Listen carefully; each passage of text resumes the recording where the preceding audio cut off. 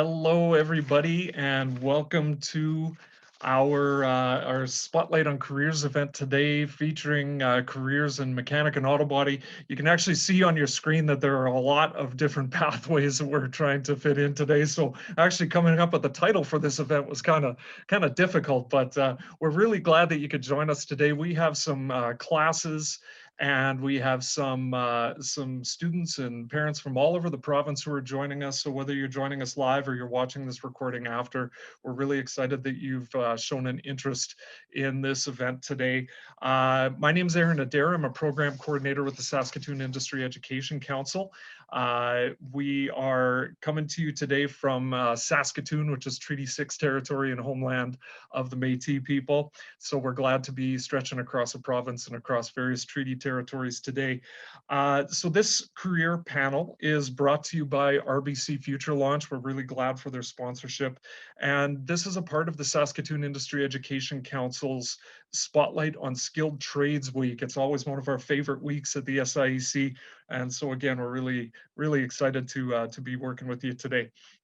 At the end of today's event, I'm going to tell you a little bit more about our Skilled Trades Week and about some upcoming events as well, and some resources that students and parents and teachers can access as you're just discovering your career paths. Okay, so we hope you stick around all the way to the end for many reasons, but especially for that one. And we're going to get some feedback from you at the end of this event too.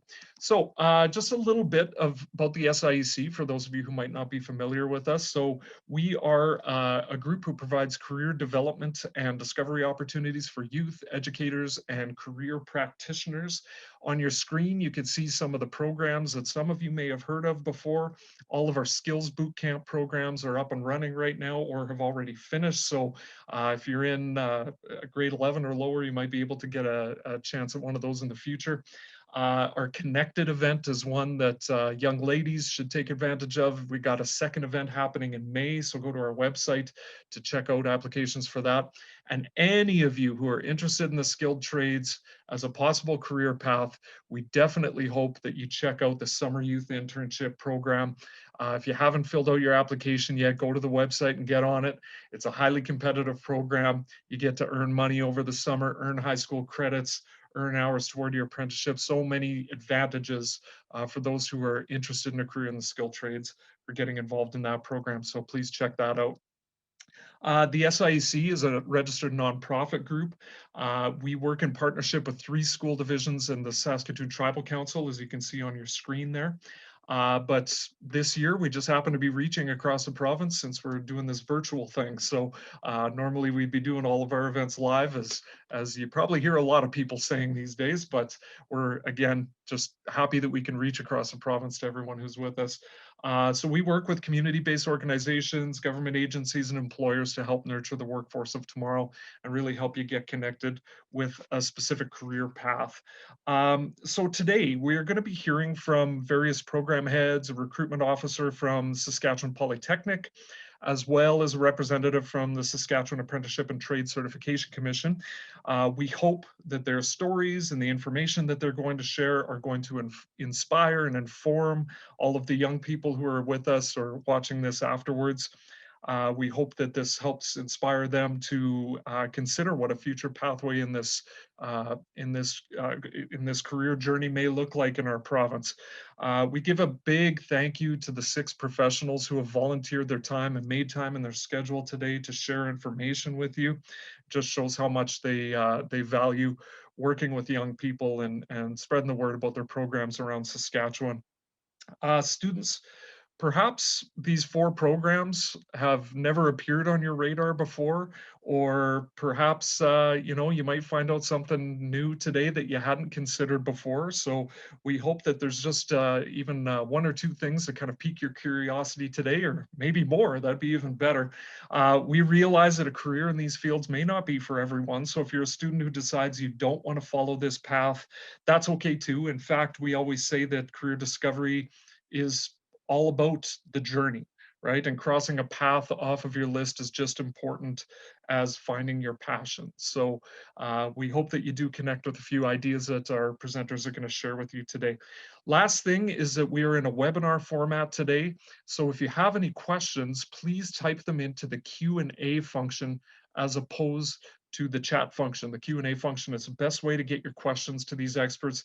You have them here today, so ask lots of questions and I will direct them to our presenters as we go through, okay?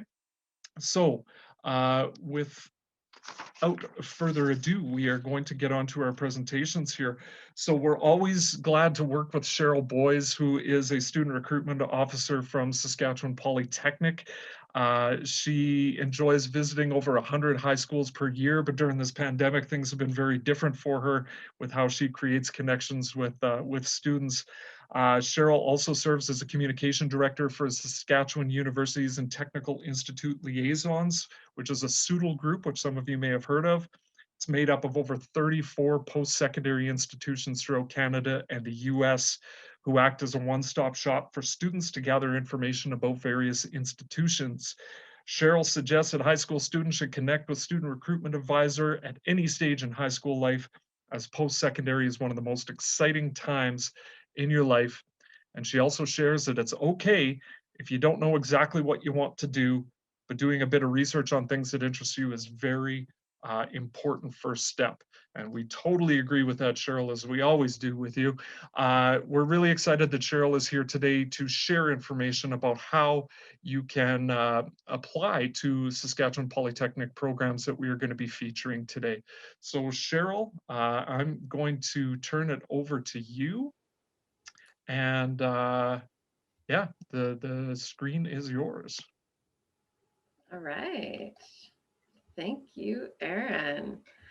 Welcome, everybody. Exciting to be here.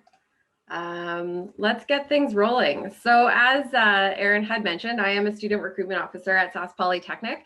I typically take care of the northern half of the province, but in pandemic days, it's a little bit of everywhere. And to start off, I'd like to acknowledge the people of Treaty 4 and Treaty 6 territory and homeland of the Métis people, whose traditional territory we serve our campuses on. Aaron, can you just confirm that my screen is looking good and you can see the slides? We are good, Cheryl. Okay, wonderful. So the first thing to note about Saskatchewan Polytechnic programs is that we do serve students through multiple campuses. So oftentimes I'll get comments from students that say, I just want to live in Saskatoon, or I just want to live in, Regina, wherever it is. But the fact of the matter is that we have a lot of programs and they aren't all housed in one location. So you could be moving to Prince Albert, Saskatoon, Moose Jaw, or Regina. And all of those locations are going to be listed on the respective program page of the program that you are interested in. Now, Sask Polytechnic does have a lot of programs. We have 11 different schools that your program might fall under. But of course, we are talking today about our School of Transportation. So up on my screen here, you can see what we offer.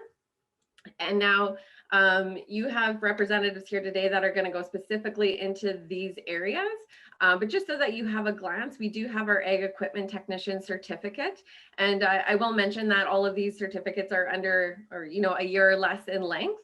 And so what I've put on the right-hand side of the program is what that admission level is, or admission requirement rather, and where it's located. So you can see for Ag Technician, we are looking for a grade 10 education, and it's located in Saskatoon.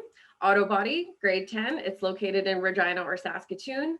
Automotive Service Technician, we're looking for a grade 12 completion, and that program's offered in Saskatoon or Moose Jaw. Grade 11 with a foundations of Math 20, Pre-Cal 20, Workplace 20 for our heavy equipment, truck and transport technician certificate, and parts management is our grade 10 located in Regina or Saskatoon.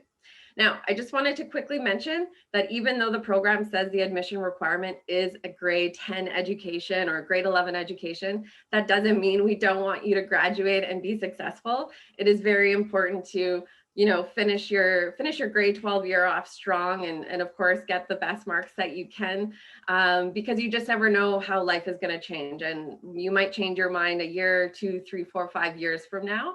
I know personally I changed my mind 10 years after I decided what I wanted to do. So it's always good to get that all the best marks you can. So I am going to go into admission requirements and how to apply. I just wanted to give a shout out that if you are a female that is in the crowd today and you are interested in trades and technology, we do have this wonderful group of women who we like to call WIT, so Women in Trades and Technology. And they are there as a support and a mentor to you, because obviously, specifically in the trades, it's typically male dominated. And so we have these females who have done the work, gotten careers in these different skilled trade areas. And you can check them out on Facebook as well. They have something called WIT Wednesdays from noon till 1. And you can, even if you're not a registered student, they're still happy to talk to you. So Sask Polytechnic, the programs that I was showing you before, we call that our pre-employment certificates. So these are certificates that you can take to get some formal training in that trade. And we also do the apprenticeship training in these 4 sectors, which Paul will talk about from SATCC later. But I just kind of wanted to give you a glance of the 2 different pathways that a person can take when entering into the trades. So on the left-hand side, you're going to see that purple path. And this is the pre-employment route. If you are unable to find a job, you need some really good formal training in that field of study. And so you're going to come to Sask Polytechnic and apply to one of our certificates, get that skill set and that in education.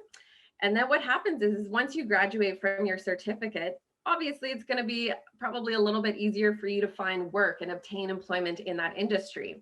So many students go ahead and find employment and register with their employer as an apprentice.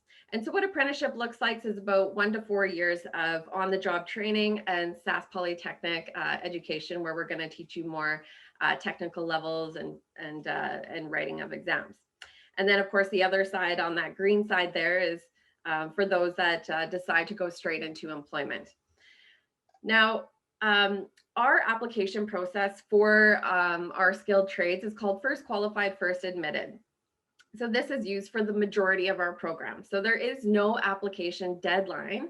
However, if you are interested and you are in grade 12 right now, of course, the time to apply is now. So we always say that you should apply sooner than later.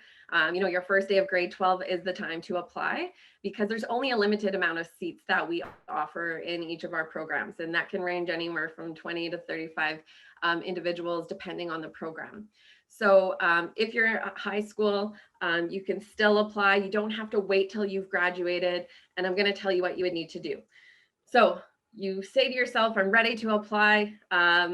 Let's do it. So basically, if you go to saskpolytech.ca, research your program, see what the specific admission requirements are, and know where you would have to be located, okay?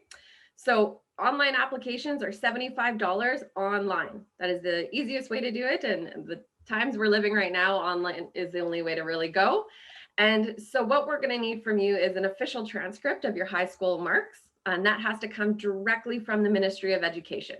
We don't take handoffs. It has to come directly to Sask Polytechnic from the Ministry of Education. If you are in high school, this is what I mean by applying right now. If you're in grade 12, all you have to do is apply and then get your guidance counselor or principal of your school to send us a course schedule of confirmation of your registration. However, with many of the programs that I was showing you today might only require, let's say, a grade 10 or a grade 11, you could simply order your official transcripts right now if you meet that criteria already.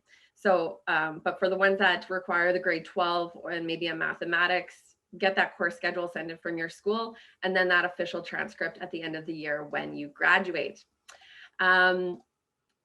Once you apply, you have 60 days to get in those documents, right? So whether that's that course schedule from your teacher or your guidance counselor or principal, and then your official transcripts to come at the end of the year. And then what you're going to want to do is stay in touch, because you're going to expect an email one email from Sask Polytechnic with your 9-digit student ID number. And this will give you instructions on how to log into the My Sask Polytech portal. And this is where you're going to receive communication about your application. So your enrollment services representative will say whether you're accepted or waitlisted, or if you're missing any documents. So very, very, very important to keep connected in your My Sask Polytech portal, because if you are offered a seat, we're going to ask for a $600 seat deposit, which would be due within 30 days of your acceptance letter. If you go past that 30 days, then unfortunately your application would be declined. So at the end of the day, right now, if you were looking to get in for this fall, some programs already have a wait list because we're getting close to September, and that's usually when programs start. But you know, I still say apply, get on that wait list if there is a wait list. And then if there's no seats that open up by September when the program starts, you would reapply to remain on that wait list, and you don't lose your spot to get in for the following year. If you have more questions, please let me know. You can connect with us, and I'll show you that slide in a second here. But also, when you do become a registered student, I highly encourage you to apply for our student awards. We have over $2 million in financial support that we give away to students each year. And you don't necessarily have to have the highest academic achievement or anything like that. There's so much money to be had, and I'm sure we could all use some of that in our pockets to help us with our education or our living expenses. So if you have questions, this is the easiest way to get a hold of recruitment at Sask Polytechnic by emailing askaquestion@saskpolytech.ca. Again, that'll hit about 10 of us recruitment officers, and we will be there to help you. And if you need a phone call as well, then we can set that up. That's it for me. Thank you for listening. So our first program head that you're going to meet is Scott Kukarishan, who is a program head for the AutoBody program here at the Saskatoon campus. Scott hails from Danbury, Saskatchewan. And Scott, I got to admit, I had to look Danbury up on a map. Looks like a beautiful portion of the province. So Scott has a really interesting career journey that started off being an arts and science student at the U of S, but he became a Red Seal journeyman in motor vehicle body repair. And he grew up working in mechanics, farming, and then it got into bodyman work and painting and in restorations and collision shops. So really interesting to see how he got into this career. And we're really excited that Scott's here. We've had some really good partnerships with the AutoBody program, especially with our boot camps that we've hosted with Scott and his team before. So we're always grateful for Scott's participation. So Scott, I'm going to stop sharing my screen and hand it over to you. We're excited to learn about your program. All right, well, thank you very much. And we'll just get the, see if it all works. Let me know if it pops up. Yeah, we're good to go. All right, well, thank you very much. And thank you, Aaron, for the wonderful introduction. Like Aaron said, I'm Scott Kukarishan, and I'm the program head of the AutoBody program. And to say that I was just a little bit passionate about this trade, I started off at a very, very early age. And actually all the staff that are working the AutoBody program are, I would say, are as equally or even more passionate about the program than I am, and love what we do. And also, most of us are graduates of this program. And so we really believe in what we teach. We believe in the type of education we put on. And we're all very, very interested in seeing you, the student, succeed and become future trades techs. So the shop that we have, we've just done a lot of major investment in it. We've got brand new booths. We have brand new curtain system. We have brand new equipment. Everything is top notch. It is the latest that we can get, and we never slow down. We keep on looking for more and more stuff to make sure that you're getting the best education we possibly can, so that you're best prepared for industry. What do you need? And Cheryl kind of already talked about this. Yes, we do need the grade 10. And as Cheryl said, finish your grade 12. Get your Englishes, get your sciences, get your maths. You never know where it's going to take you. for us, even though that we don't say that we need these specific things, you know, you need biology to figure out how to remove car stains out of an interior. How does a vehicle crash? How does it absorb energy? What happens to it? That's physics.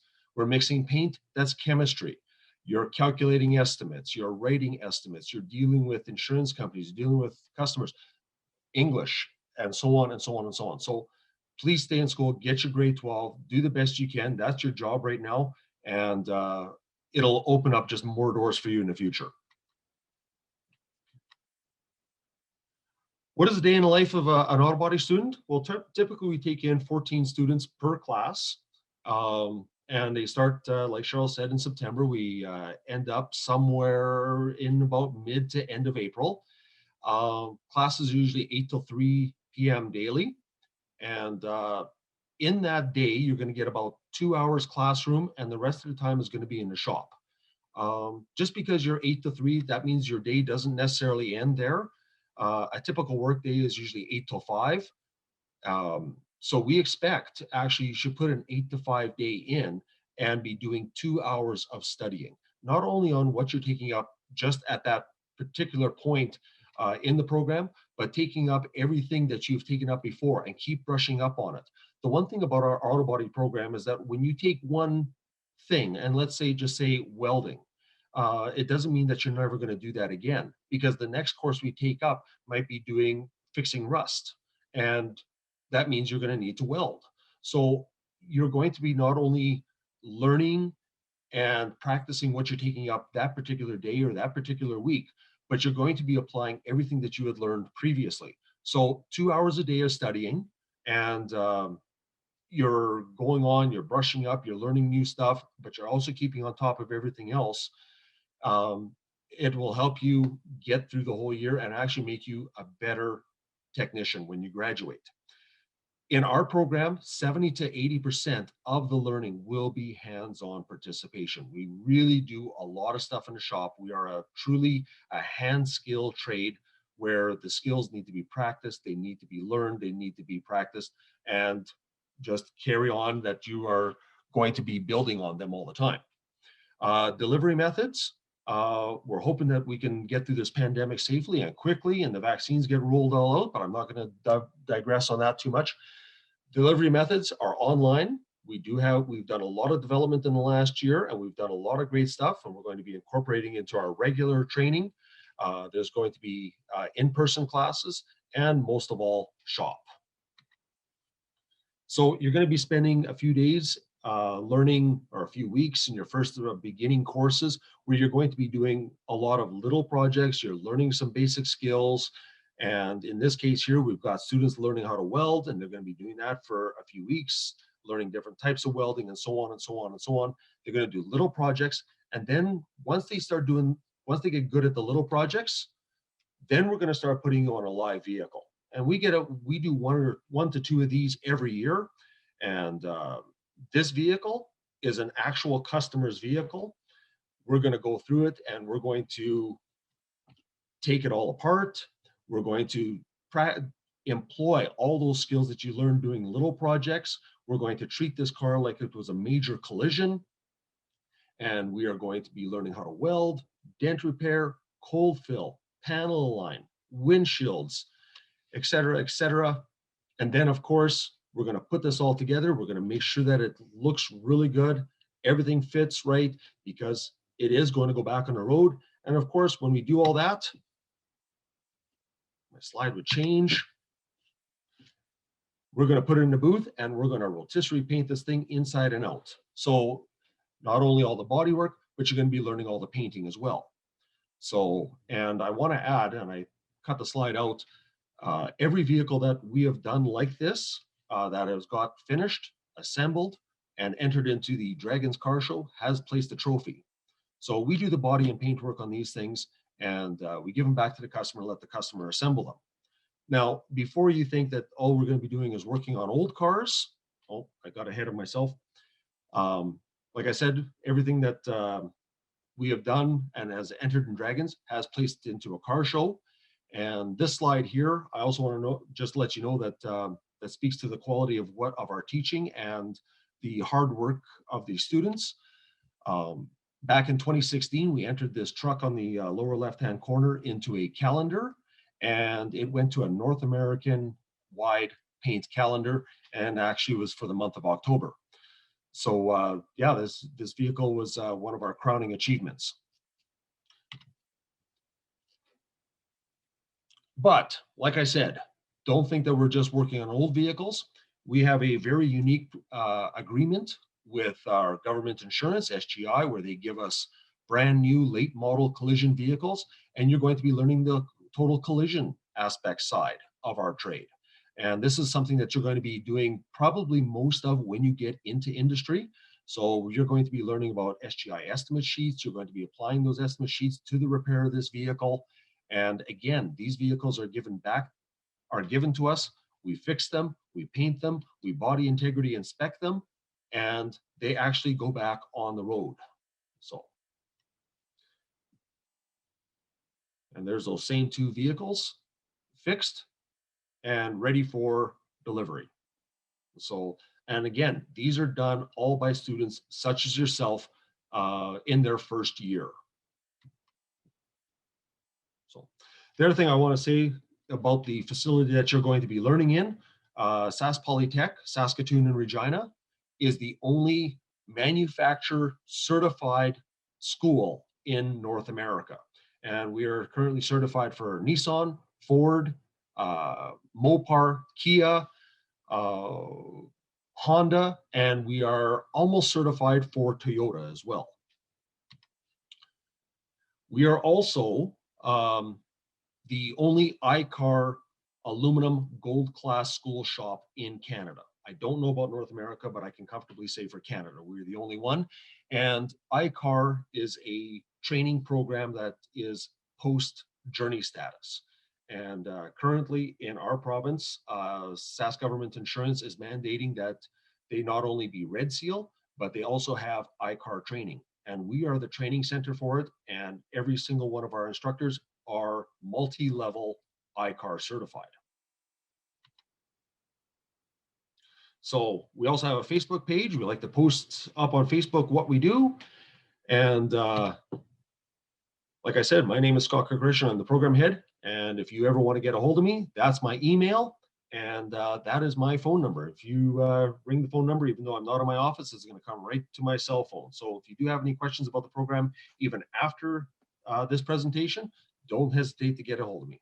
So with that, Aaron, Awesome. Yeah, that is awesome, Scott. Thanks so much. One thing I just to add to what Scott was saying there too is it's just so cool to see that these folks who are volunteering to share this information are available to you to ask some questions after. So thanks for sharing that information with the students, Scott. And I always appreciate hearing about the program and about how not only is this a hands-on program, but really real life, because those vehicles need to get back on the road, like you were saying, right? So that's a big advantage. I know that teachers talk a lot about growth mindset and working through mistakes, but I know that when students make mistakes in your program, they have to fix it. They don't have a choice. That's right, right? Yeah, yep. Awesome. And so Scott, go ahead. There is a question on the chat. Do you mind if I answer it? Yeah, you bet. And I'll just read it for those who can't see it. It says, what if I have absolutely no auto body experience at all when I apply to school? Will this be a disadvantage? And to answer that question, many of our students have absolutely no experience. I was one of those people who was basically born with a wrench in my hand. And I had a lot of training going through my upbringing. But today, and I shouldn't even say that today, many of our students over all the years that we've been teaching, they all range in different levels of experience, and many of them have no experience. And those same students worked on that one car, that green Chevelle, and made it blue in 6 months. We'll take you through, we'll teach you, don't worry. If you have a love for what you want to do and this is what you do, it is our job to train you, and we will do our best to get you there. That's awesome. Well, thanks for sharing that, Scott. I know that students who we've brought in, high school students with our boot camp program, have learned so much from your program. It's a really exciting one. So we're really thankful that you were able to share this information with the students today. So thanks again for joining us. And we're gonna actually move on right now.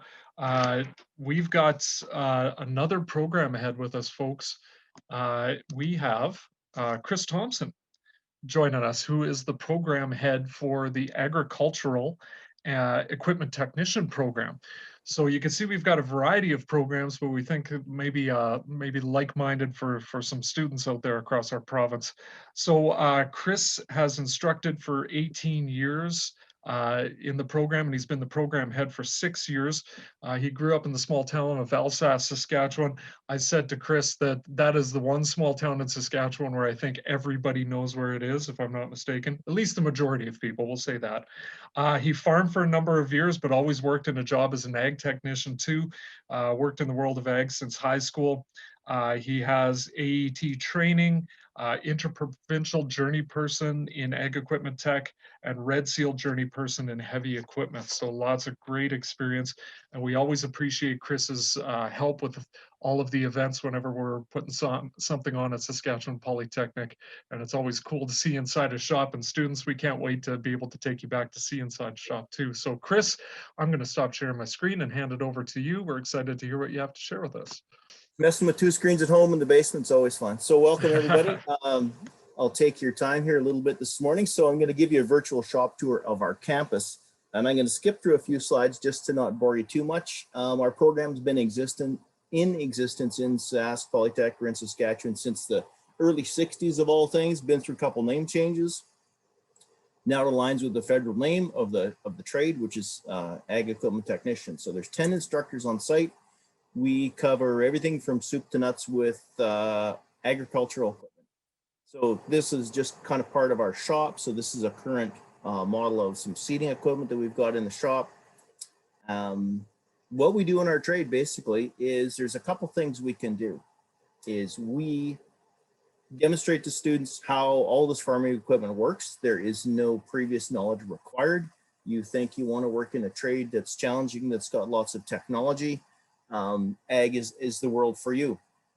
So we bring people in and we start with the very basic of basic things. One of the slides I'll show you here shortly is just a bunch of the different areas of our shop. So we bring this equipment in, we go through the theory components in the classroom or online as we currently are.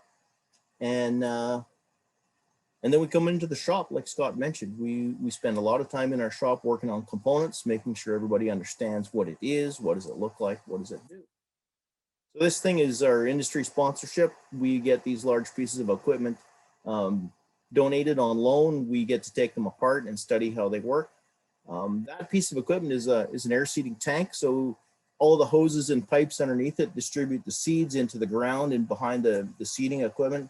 And that thing, once it's hooked to a tool that goes into the ground, is looking at probably about $500,000 right now. So all the components, all the metering pipes that are underneath there, they are all controlled by GPS signals, and the students would set up the coordinates, would set up the rates and go through all that calibration stuff. So we start very basic and move on from there.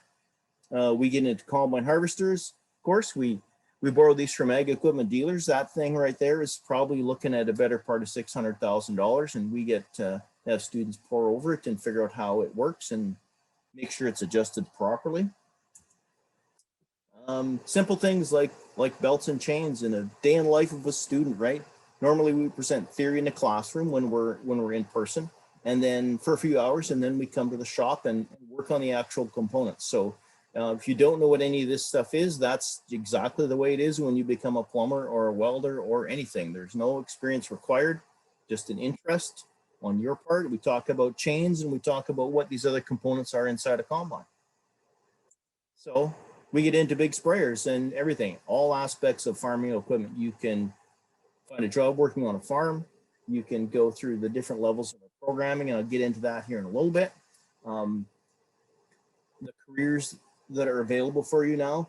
When we go talk to ag equipment dealers, we're talking to dealerships that will hire 10 people, right? One dealer in Saskatoon came to us this year and said, Chris, we will hire 10 of your students. And one of those students is making $25 an hour in a level 1 entrance level position, where they want to train that person how to work in their dealership. They want you to be an integral part of their business. You work with a laptop every day. You work with data. All of our service manuals are online. You interact with customers, and you plan how to make repairs come to life and keep this machinery operational. So in this slide, we're taking older tractors apart to learn how a mechanical clutch works, much similar to what a car or a truck would be that you have or you've driven. We take tractors apart and really teach the safety of how to work on this stuff and how these components work. They're bigger, but they work the same way. We have awesome industry support. This transmission that we cut away to demonstrate how it works is called a CVT transmission. It's continuously variable. A company donated this to us, and it's about I think it's $78,000 replacement cost for that transmission. And they did have to replace one. And Sask Polytech is an awesome place to be and be a student. We have industry support is incredible. Our staff took it apart, and we used, this was all kind of rusty in there. Every gray piece was rusty. So we used an electrolysis method to drive the rust off it, which is a barrel of water and borax and some battery powered or some battery chargers to power it up. And we push the rust off it. We clean it all up and shine it. And that transmission housing is about the size of a big deep freeze. Anyway, a company in town offered to cut it in half for us on one of their bandsaws, and it's a big metal cutting bandsaw. And when I saw the picture of this bandsaw, I could not tell what the bandsaw was. And it was a column bandsaw. It would cut a car in half, basically. And the company offered to do that for us for basically free. If it's for students, we have this bandsaw. It was the very first cut of their bandsaw. So if something went wrong, I guess it was gonna work or not. Anyway, so this is kind of the industry support that all Sask Polytech programs get is we get to take cool stuff to businesses that support us and say, hey, can you cut this in half? And they do it for free, basically. But they want our students to see this stuff. Anyway, we would get to go through this transmission and say, how is it able to vary the torque and the speed at will of the transmission through the microprocessors that control it. So in a tractor like this, you can set this thing and you want to drive at 2.3 miles per hour all day long, no matter what load it is, and it will do it, or a whole endless parameters. So it's pretty cool stuff. And you can't tell what's in a deep freeze until you open it up. And a transmission case like this, you can't open up. You take off the end and everything falls out basically, and it's very difficult to see how it works. So we build things like this in-house. Just some more tractors and stands. We have boot camps. We do the AET SunWest boot camp, which is a course available to all you students. If you sign up through the SunWest School Division, it's an online course. It does give you a grade 12, grade 10 and 11 credit, I think right now. Kind of forgetting my details on that. So we have brought in about 200 students yearly around the province to go through this boot camp in our shop over a course of 2 days.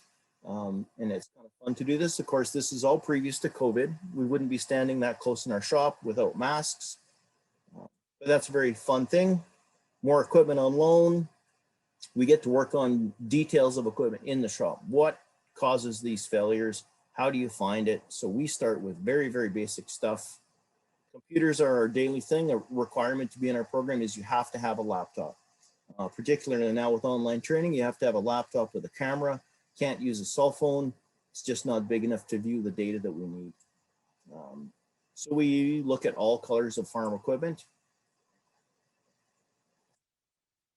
We go through principles of the gearing. What is a gear reduction? What is a differential? How does all this stuff work? Very similar to ag, very similar to an automotive differential, just a little bit bigger. Complex things like what do these hoses do? What are we looking at? That's the underside of an engine on a transmission housing of a swather, which is the thing that cuts the crop. And we keep it fresh. We've got a bunch of newer equipment in the last number of years. Like Scott mentioned, we have to have modern equipment to work on. All these things are computer controlled, emission controlled. You do see pictures of older stuff. That's because principles are principles. These are components that we built with staff to simulate what an operational piece of equipment would be without being the size of a piece of equipment. So we have 6 of these. We're building the 7th one where we can simulate all sorts of bugs. We can add a different wiring harness that's got a series of issues in it to try to fix.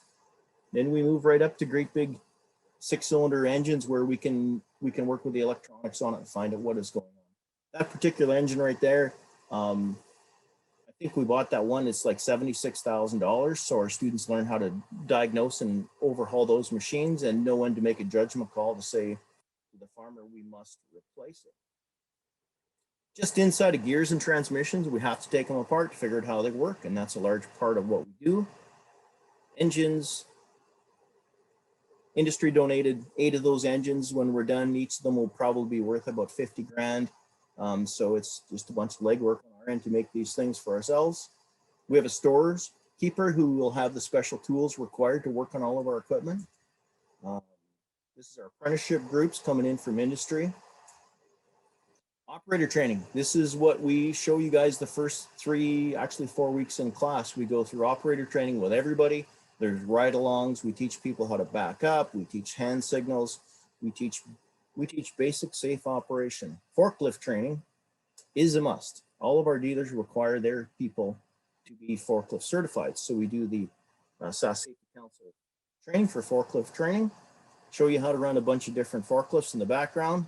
That guy will yell at you if you do something wrong, which is all cool. Now our programs start with a 35-week certificate program. So that's everything from soup to nuts. No experience required. You come in the door and you want to learn about something cool in any certificate program in Sask Polytech. Ours is a 35-week course. You will get 2 levels of apprenticeship accreditation for this. And Paul will talk about more of that in the future. So I'm not going to bore you with the details of our apprenticeship program. We do a specific apprenticeship program for the John Deere technicians in the province. And we're the provider of all ag equipment training in apprenticeship for the province. Online learning platform, it's all interactive. It's very cool. We've had great success going through COVID this year. I'm really proud of our staff, how everything has been modified to be in an online environment as quickly as we did. It's been a lot of work, but we are doing it. And some of our fun stuff, we're not the AutoBody program. We don't have cool, shiny stuff all the time, but we are working on this project to build a 1937 delivery truck with a fully electronic, emission controlled, GPS monitored piece of equipment. So this will have an Allison automatic transmission like a Duramax would have, running a piece of an Iveco engine, basically an Italian designed engine that would be in a sprayer. So this will be on the road in the next few years, we hope. And if you look at the picture on the bottom, when in the old days, when people were trying to pay for their farming enterprise in Saskatchewan, they would load their combine on the back of a truck like that and custom combine down in the States, which means they would hire out their machines. So if you are in need of any more information on this, please look our program up, an ag equipment technician at Sask Polytech. My name is Chris Thompson and I'm the program head. Appreciate your time today. Thank you. Awesome, Chris. Thanks so much for sharing that information with everyone today. I just look at this and I think of the importance of agriculture through the history of our province and just how in demand agriculture equipment technicians would be and how important of a role they would play in our province. And Chris, we do have a couple of questions that came in for you, so I'm just going to ask those Awesome. for you right now. So the first question was, do you work on all brands of equipment or just from specific dealers? We work on all brands of equipment. We have all different colors. We have Kubota and Bobcat and everything. So we teach the theories on operating principles, and then we apply it and say, oh, in a Kubota, this is how it works, or in a Case, or in a John Deere, or whatever. So we cover it all. Awesome, that's great. And it really stood out to me when you mentioned the industry support. I mean, a lot of programs would have this, but just something that high school students may not think of is that there's all this industry support with your programs and connections that they get to industry too. Next question was, ag equipment now runs so much on technology. Do you find that that is a benefit, all the changes in technology related to ag? Yeah, absolutely. It's very clear in the precision farming aspect of our world. The technology part comes into play in what kind of load the engine is under when it's doing something, right? It's driving home, it's saving fuel. You want to maintain speed, you want to maintain productivity. All of that data flows through your electronic system on the tractor up into the cloud. And as a consumer, as a customer, you can see this data real time on your app on your cell phone, whether you're harvesting or seeding. So it's been highly productive and very, very reliable. The concerns of the early years with electronics breaking down in dust and heat just don't exist. Our cars don't break down like they did, and nor do our equipment have those similar issues. That's awesome. And you mentioned the role that technology plays in the training too, that students need to have a laptop. I can only imagine that having some basic technology and computer knowledge coming in would only be a benefit to students. Am I right? Absolutely. We have students from all walks of life. We have students that have hardly used a cell phone because they don't need that for their life. And that's great. We can work them through this. And people that are more technologically advanced and have been more exposed to it, that's awesome. There is just endless places you can go. I met with a past student yesterday who works for a national distributor of precision agricultural monitoring equipment called TopCon. And our connection with industry goes, I knew he was not going to be a real technician that wanted to fix equipment his whole life. He migrated up and he works for a technology company. And he works in agriculture, and he's got a great life going on. Wow, that's cool. And I just think back to what Cheryl said about and was mentioned before about really making sure that you finish your grade 12. Yes. I think thinking of the diversity of credits that students can get nowadays, students, I could just think of computer-based classes, even design classes and things like that, can only benefit you. You never know how technology is going to be used in your future careers, but it's probably going to be used in some way. Yeah, and I have to say, when we look at our entrance requirements, when it says grade 10, there's nobody in our program that has grade 10, right? We have a wait list, we have tons of students, and the challenges with math are historical, but when we show students how to apply them, much like AutoBody and ag or heavy equipment or automotive services, we can teach math in our shops and apply it to something that people can maybe more identify with versus high school math. It's just a different approach, so we supplement that too. Perfect. Awesome. Well, Chris, thanks again. Again, we always appreciate you helping out with our events, and really glad that you could share with us and the students and everyone who's joining us today.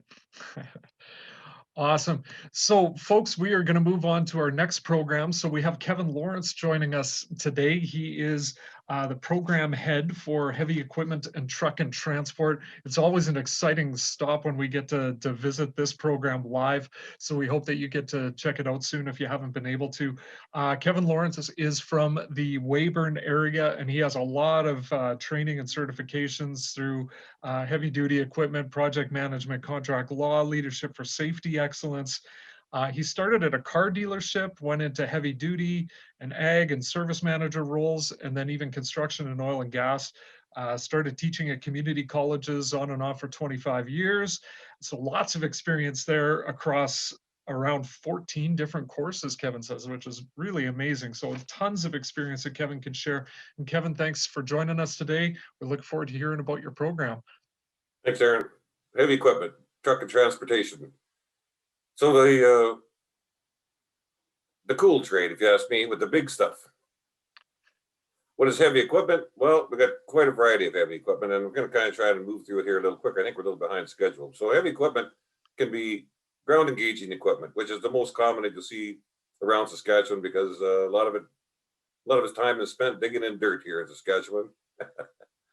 But not all equipment is ground engaging equipment. You can get into the heavy cranes, the really big cranes. The cranes like the one on the right here take 3 months to assemble. That's done by mechanics. The one that repairs are the big cranes on the left. Mining equipment, especially made to go inside the mines with low clearances. Heavy logging equipment. You got skidders and log loaders. You have truck and transport. Well, truck and transport can be heavy truck for rig movers. You got heavy and medium truck you see going up and down the highway. hauling all kinds of trailers. We talk about the trailers as well, about the reefers and how to repair the trailers.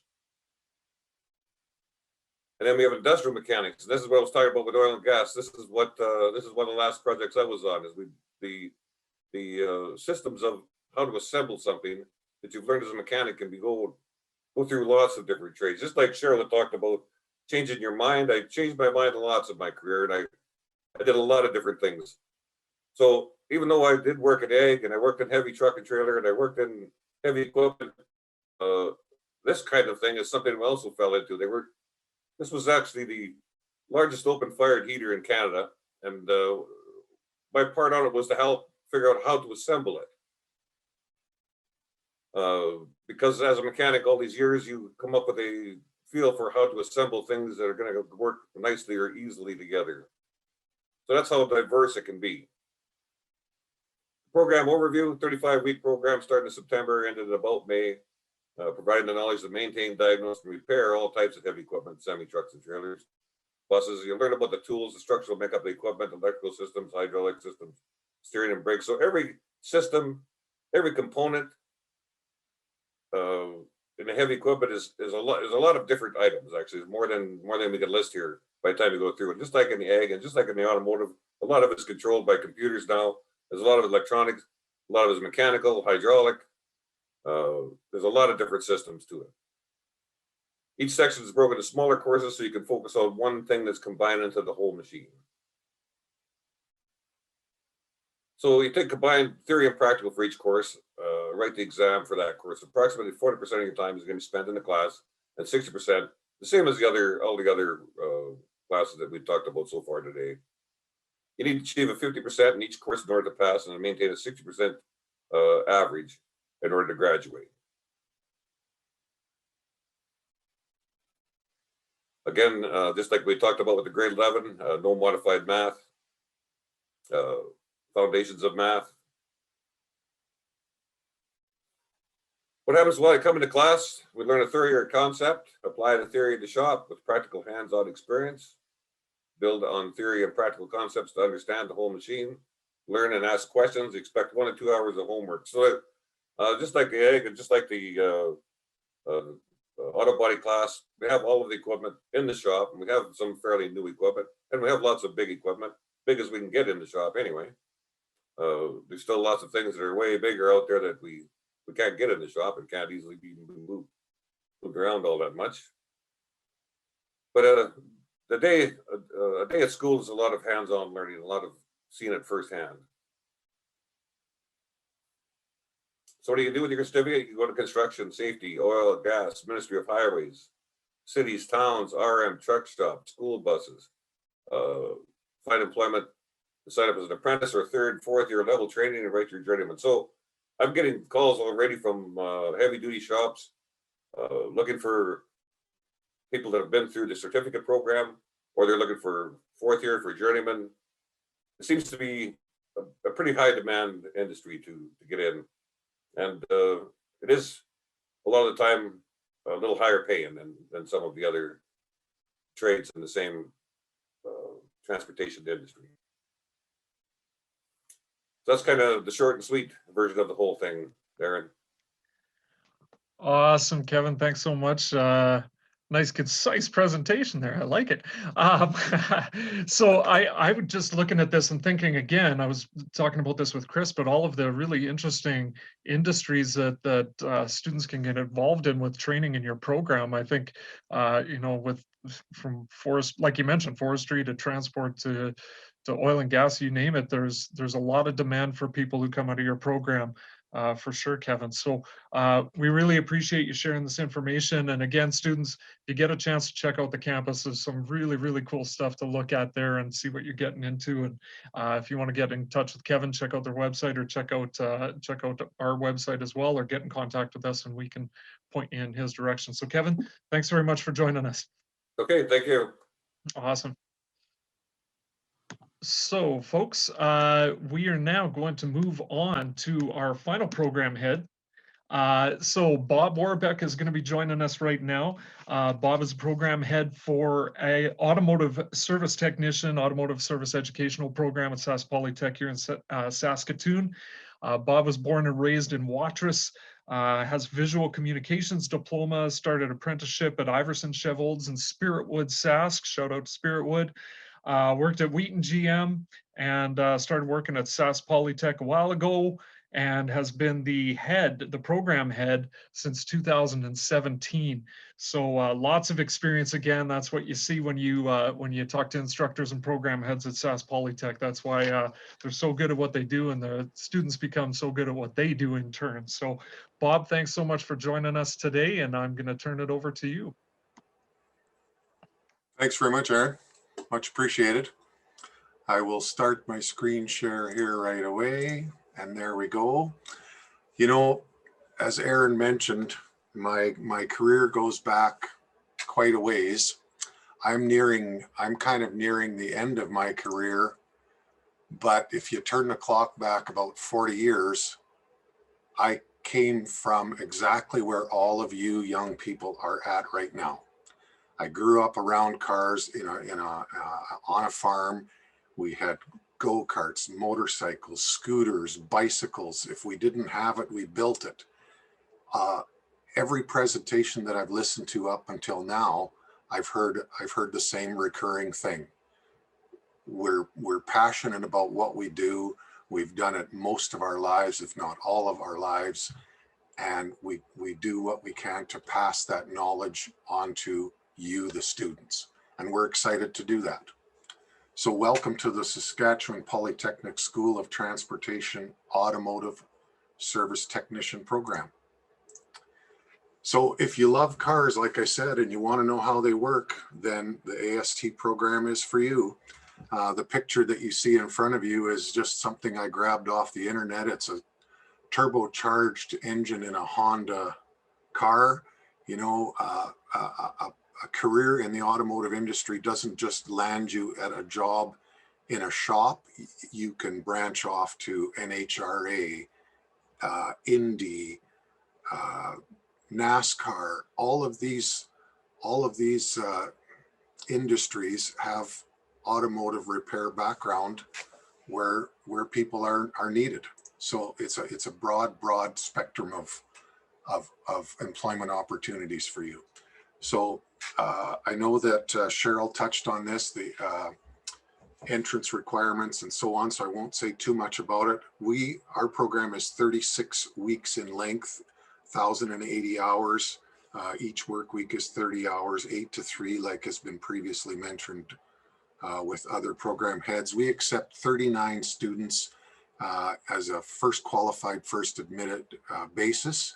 We typically have somewhere in the neighborhood of 60 to 80 students on the wait list after our program is filled, but don't let that discourage you. Get your name on the list if you want to apply.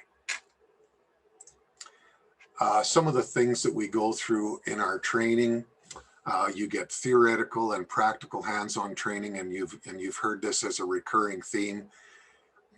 You know, it's about 70-30 split. I would say 30% theory, 70% in the shop. We really try to get the students on the vehicles, their hands on the tools, and get those skills developed. The list there, you see body and trim and brakes and chassis and charging systems, etc. down the line. We cover it all, and we allow the students plenty of time to hone their skills in all those areas of automotive repair. Also, what Cheryl touched on is that we need a grade 12. You need a grade 12 to get into the program, and I can't stress enough that good math skills, reading comprehension, computer skills, how to use them and how they work. They're, you know, in ag and heavy equipment and in automotive, in any of these vehicles, there can be upwards of dozens, literally dozens of computers and modules in these vehicles. And you as a student in those programs will learn how they work and how to repair them, how to analyze them, how to diagnose them. So, like I said, math skills, reading comprehension, etc. is really critical. You know, there's an example of a wiring diagram from a 2008 Corvette that I just pulled off the internet. and it looks convoluted and complicated, and it is, but we will make sure that you have the skills to look at these diagrams and not just look at them, but interpret them, know what makes these circuits work, and what you need to do to repair them if and when they break down, and they do. So we also train about 15 to 16 groups of apprentices each academic year. We take in 3 groups of 12 students at a time, 5 intakes per year. Apprenticeship will tell you more about that when you get to them. We have 5 intakes a year: September, October, November, December, January, February, March, April, and May, June. Apprenticeship training sessions are 8 weeks in length. And on any given day, with our 39 certificate students and 3 groups of apprentices, we can have up to 75 students in the shop. It gets busy. We have 8 full-time instructors, myself, the program head, and an AST stores attendant. We have a fleet of over 50 cars of all makes and models for the students to work on. It's a big program. It's a busy program. Our 8 instructors and myself as program head, so call it 9, our combined experience in the automotive repair industry is well over 200 years. So if you ever have a question, and on the rare occasion that the instructor that you have doesn't have the answer, I guarantee you that instructor will be able to find that answer from one of the other instructors. There's not too much that we haven't experienced, and there are no questions that ever get left unanswered. So you're in very, very good hands. I talked about the fleet of 50 vehicles. There's an overhead view of our compound. The big mess in the middle here is Scott Kukarishin and AutoBody. Sorry, Scott, I threw you under the bus. These are our AST vehicles. Some of them, we have some others lined up by the shop. They're all makes, all models from 1996 up to 2021. And these are all vehicles that you as students will have the opportunity to work on. We fix everything. There's a couple of vehicles that have been in our shop. This one here is a 1968 Coronet. The transmission is being repaired as we speak. And the one down in the lower right-hand corner, I believe, is a Lamborghini that a student brought in from their shop that had been being worked on. So yeah, we get to see it all, anything and everything. As Scott mentioned too previously, for AutoBody, we've been an active participant in the Dragons car show. Here's a photograph from the 2018 car show. That's a little Chevrolet Trax that we had in the show. We always have lots of interest, lots of people stopping by, young and old. It's a great trade to be involved with, and we love the exposure that the Dragons car show gives us. Some of the equipment that we use and look at, on the left-hand side there, you can see a transmission dyno. That's about a $400,000 piece of equipment. In the middle there, you can see an automatic transmission bolted up to it. And what that allows us to do is to be able to put the transmission on this dyno, test it completely as it would be in a vehicle. If there's a failure, then we can take it off the dyno and repair it. If it's good to go, then we can put it in the vehicle and we can be assured that it's going to work properly. On the right-hand side, you'll see a component that we use in our electrical training. It's an electrical trainer that students get their hands on. We've got 13 or 14 of them. We'll assign students a circuit to build, and then they are given the opportunity to build those circuits, and they must work when they're done. So lots and lots of hands-on things. Here's another piece of late model equipment. We've got a brand new Hunter four-wheel alignment machine. Those devices that you see hanging on the wheels there are the cameras that are picked up by the device in the background. We have camera reset features on these things for all the cameras that are on the vehicles. These are high-tech pieces of equipment, and you will learn how to use them. If we can't buy the equipment that we need, Chris Thompson also showed you engines on stands that they build. We do the same thing. These engines that you see up on the pallet racking are V8 Chevrolet engines. We built 8 of them, and the students have the opportunity to tear these down, measure them, put them back together, get them running, do a bunch of testing on them, and so on. And here they are all set up. I took this picture the day before yesterday.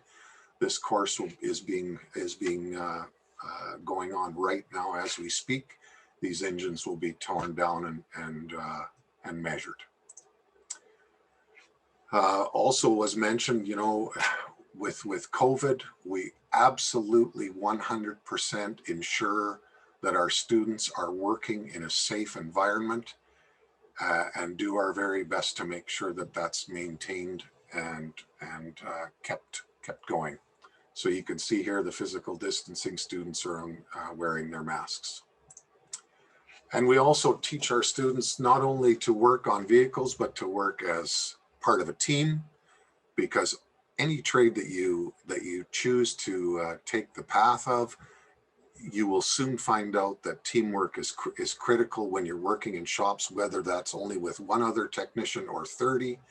You all have to work together. And so here's our students working together to clean up the shop floor. And believe me, when they do it that way, it goes very quickly, and they have fun doing it. You know, this has been a recurring theme too with the other program heads that I've seen. Without our industry partners, our programs really simply would not exist. We have excellent partnerships with General Motors, Fiat Chrysler, Mazda, Nissan, SGI, Honda, and these are just a few. We receive donations regularly from any and all of these different manufacturers. And again, without those donations, we just simply could not function as a program. There's an example of one of our latest donations. We got 2 brand new Mazda CX-5 diesels for our students to work on. So again, you'll have the opportunity to work on anything from 1996 all the way up to 2021, because these vehicles keep coming to us, and if we don't get them donated, we go out and we buy them, so that we can ensure that you get training on late model current vehicles. There's a couple of more of our donated vehicles. We also run what's called ASEP, Aaron talked about it, Automotive Service Educational Program, which is the General Motors specific apprenticeship program. So we run that as well through our program. So that's the short and sweet of it. Thanks very much. I'll just talk briefly about this picture. It looks a little bit alarming, but that is actually one of our AST vehicles. When we get vehicles donated to us, they get taken apart and put back together literally hundreds of times.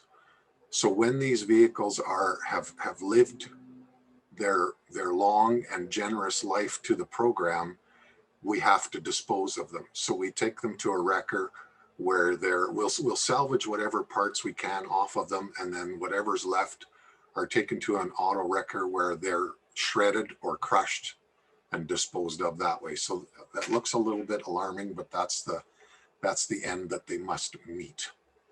So I will end my presentation. I thank you very much for your attention. If you have any questions, please feel free to ask. Awesome. Thanks so much for sharing all that, Bob. You covered so much great information in there. And again, students, I know you don't get to see this shop right now, but whenever we get a chance to walk in there, it's such an exciting place to be, to see all the different things that the students in these programs are learning and working on, again, hands-on with all these programs. It's so exciting and really good, again, information to hear again for your high school career, right? The importance of math, the importance of your English, computers and science classes, right, are really important. So Bob, we really thank you for sharing that information and for joining us today. Always appreciate your support. Thanks very much. You're very welcome. Excellent. So folks, we have one more presenter who is going to be joining us today. So really important information that we're going to share just to wrap this up for you today. If you're interested in a career in any of these fields, we always appreciate working with Paul Blankenstein anytime we can. He is the Saskatchewan Youth Apprenticeship Manager for the Saskatchewan Apprenticeship and Trade Certification Commission. Oh, I almost got it out without stumbling. So Paul, really thankful that you could join us today and looking forward to you sharing with the students here today. All right, we're just going to go with it like that then. So, Saskatchewan Apprenticeship and Trade Certification Commission. I've been hanging around here for quite a few years and had the privilege of working with SIEC and all the team there, as well as Sask Polytech. And what you've heard today, students, ties in very closely with what we do. We are partnered with Sask Polytech, and all of the different programs that you've heard here this morning are what we are calling apprenticeshipable trades. So there's two different ways that you can get into the skilled trades. And I can tell you, either way, depending on what you have going on in your life, is going to be the best fit for you. I'm just going to talk a little bit more here about some of the things and help me out. All right, a career in the skilled trades. What is most important to you? And now this is kind of a general presentation that I'm going to just rip right through here, but we've heard this.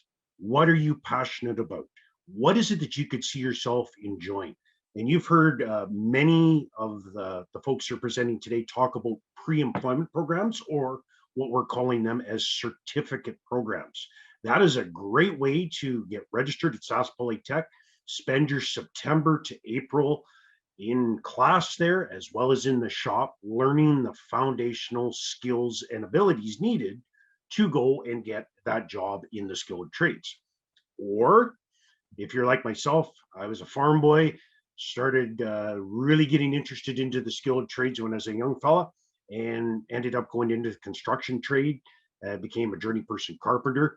And what I did is what we call direct entry. So two different ways that you can get into the skilled trades.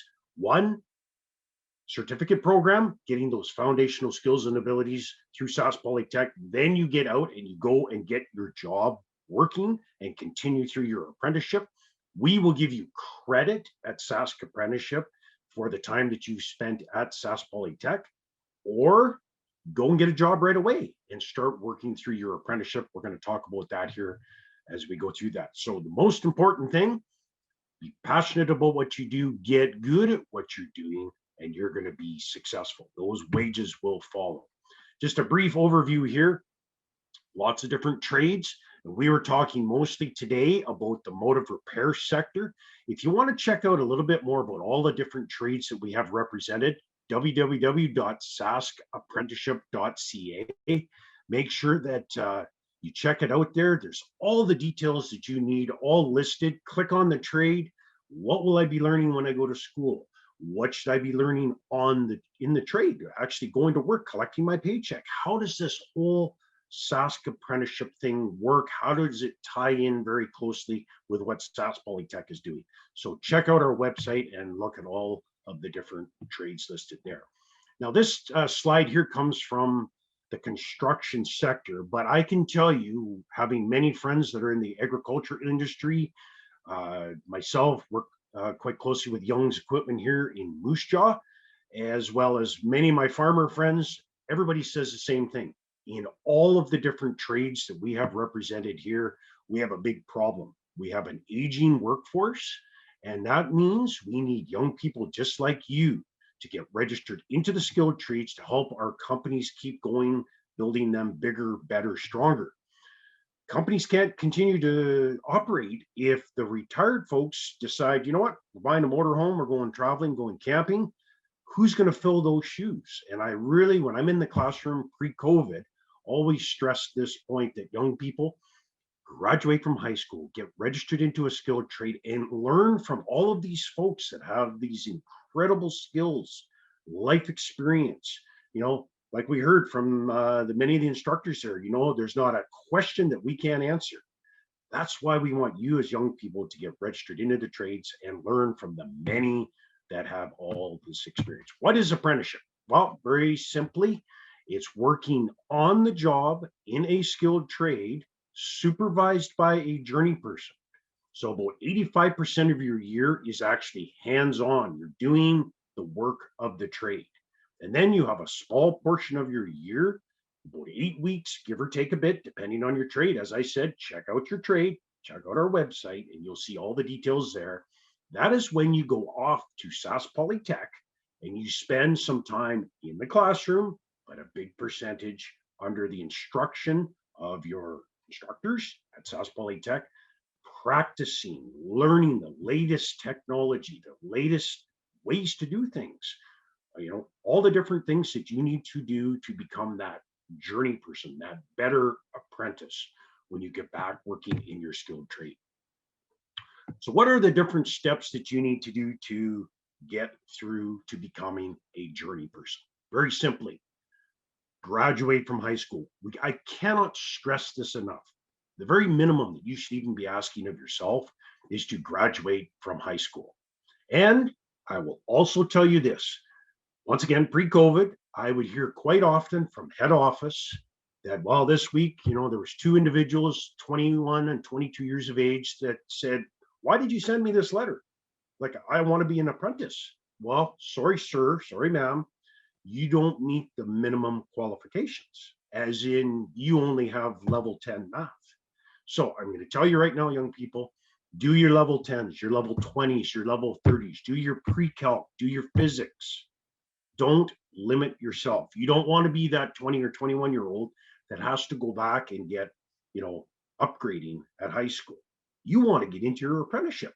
So while you're a high school student, kind of do everything that is available to you. Get your math, get your sciences, get your physics, because you don't want to be limited. What if you change your mind? What if you decided, oh, I want to do this, I want to be a welder, and then I want to be an electrician. I want to be a heavy duty equipment technician. Or then I changed my mind. I want to go into another form of apprenticeship. What happens if? There's many people that do multiple different trades. So don't limit yourself. Here's just a brief summary on how it all works. Get employment or graduate from Sask Polytech with your pre-employment, your certificate course. Sign a contract with your employer. It's a simple registration form. We call that being indentured as an apprentice. That's that agreement between your employer and yourself. Get you registered with us. And that's how we coordinate your training at Sask Polytech. Keep track of your hours. Very simple to do on a Form 6A. Your employer signs and says, yes, this year, these first 6 months, you worked approximately 1,000 hours or so. That lets us know at Sask Apprenticeship that you're still actively working in the skilled trade. And then we can schedule your training at Sask Polytech. And of course, when you go through all of your training, you're going to end up writing your journey person exam, minimum 70% pass. A lot of folks say, well, why? Well, think about this. You're a mechanic and you only know 60% of what you should know. First of all, are you doing a good job? Second of all, is the client that you've been fixing their vehicle for getting a good job? There's safety issues involved, all sorts of things. So I always say strive for 100%, as close to 100% as you can get. You will be just awesome. And I can tell you from experience and having worked for many years with Sask Polytech and being in the classrooms, I can tell you this: if you show up on time, treat your training just like a job, ask questions, do your homework. If you are a little foggy on one area that you're studying, ask that instructor. They're more than happy to look at it a different way on the board, because I guarantee you, if you're asking that question, somebody else is already thinking it. And they take great pride in making sure that that whole class is well prepared to write that journey person exam. Just going to skip over this here right now. Couple of things. What does it cost to get registered as an apprentice? $200. When you attend technical training, currently it's $105 per week. You may have to spend a few dollars if you have to live away from home. Here's where things get really interesting and positive. You get paid through employment insurance through the federal government when you spend your 6, 7, or 8 weeks at Sask Polytech.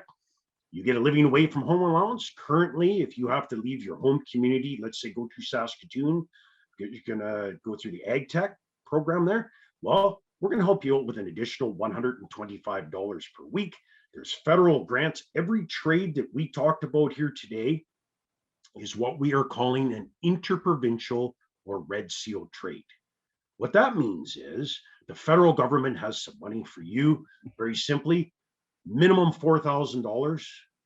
That's through the Red Seal Interprovincial Program. Lots of information on our website. And if you are a young lady working in a non-traditional Red Seal trade, meaning mostly guys do those trades, there's some additional money for you. There's some SYA benefits as well. I will just briefly talk about this right now. A cool little program that you can participate in right here in high school. Go see your guidance counselor, your principal, your shop teacher. They will point you in the right direction. It is free of charge to participate.